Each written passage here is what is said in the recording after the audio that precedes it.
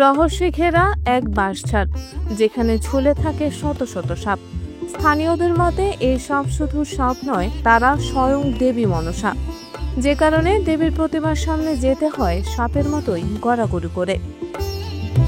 স্থানীয়রা একে চেনে সাপের রাজ্য নামে।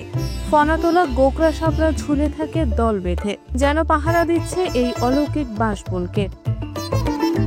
গ্রামবাসীর বিশ্বাস, এই বাঁশঝাড়ে অধিষ্ঠিত আছেন স্বয়ং দেবী মনসা, তার রক্ষক এই বিষধর নাগেরা।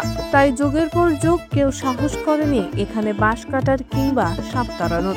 দীর্ঘদিনের প্রচলন, এই বাঁশ হাতে নিলেই নেমে আসে সর্বনাশ।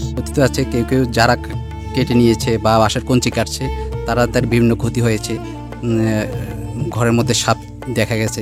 সেই থেকে তারপর থেকে আর এখন এই বাঁশঝাড়ে কেউ কাটে না এবং এর পাতাও নেয় না। চাঁদপুরের ভুইয়ারা গ্রামের পাশেই এই রহস্যময় বাঁশঝাড়। দিন হোক কিংবা রাত, বাঁশের ডালে ডালে আর ঝাড়ের নিচে দেখা মেলে অসংখ্য সাপের।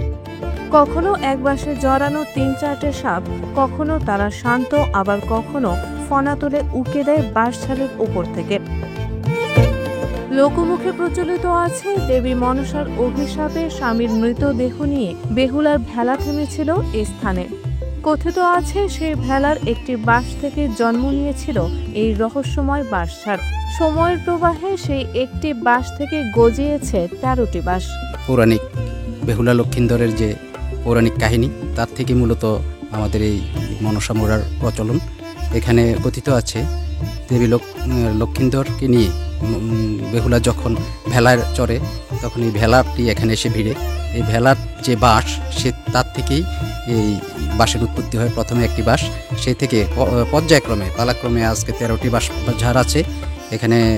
থেকে এই বাঁশঝাড় থেকে কেউ বাঁশ কাটে না। ব্রিটিশ পিরিয়ডে এখানকার কিছু লোধ পরিবার ছিল, যারা স্বপ্নাদেশ পায়। এখানে এই মা মনসার জমিদার বংশের লোকরা স্বপ্নাদেশ পায়। স্বপ্নাদেশ পাওয়ার পরে এখানে এই মনসা মানে বাঁশঝাড়টা সৃষ্টি হয়। বাঁশঝাড় সৃষ্টি হওয়ার পরে স্বপ্নাদেশ পাওয়ার পর থেকে এখানে মনসা পূজার সৃষ্টি হয়। স্থানীয়দের মতে, ব্রিটিশ আমলে লোধ বংশের জমিদারদের স্বপ্নে এই মন্দির স্থাপনের নির্দেশ দেন স্বয়ং দেবী মনসা।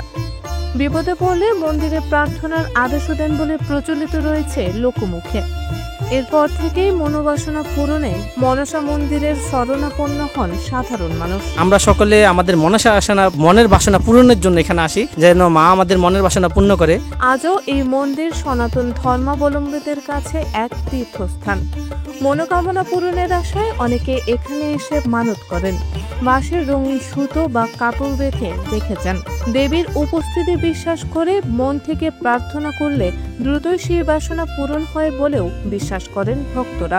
অনেক পুরনো মনসা মন্দির, এখানে ডেলি দুধ গোলা আসে, ভক্তরা আসে, পূজা অর্চনা ডেলি হইতেছে। অনেক লোকজন আসে। পয়লা বৈশাখে মেলা মিলে, এরপরে শ্রাবণ মাসে শেষ দিন পূজা হয়। অনেক ভক্তবৃন্দ আসে। বিষয়টি সনাতন ধর্মাবলম্বীদের কাছে আতঙ্ক নয়, বরং ধর্মীয় বিশ্বাস। এমনকি এই সাপগুলো এখন পর্যন্ত কাউকে কামড়েছে বলেও কোনো গল্প শোনা যায়নি। তাই স্থানীয় বাসিন্দারা কিংবা প্রশাসনের কেউ সাপগুলো তাড়াতে কোনো উদ্যোগ নেয়নি। এটা অনেক প্রাচীন মন্দির, কোচা উপজেলার ভুইয়ারা গ্রামের মনসা মন্দির। আর এই মন্দিরে অনেক দূর দূরান্ত থেকে ভক্তবৃন্দ আসে তাদের মনস্কামনার জন্য। অনেকে ভালো সুফল পায়। আর এই জায়গাটা মূলত সাপেদের স্বর্গরাজ্য, কখনোই কারোদের ক্ষতি করেনি। আমিও আসছি মায়ের দরবারে, না কখনোই কারো ক্ষতি করে না। আমিও মার কাছে আসছি যাতে মা আমার মনের আশা ভরসা পূর্ণ করে।